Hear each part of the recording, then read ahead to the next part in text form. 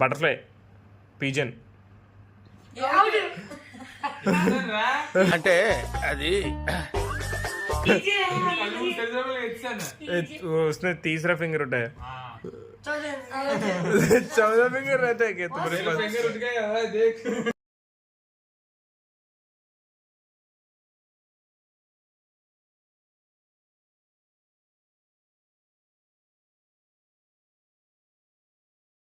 Bed, car, phone, plane.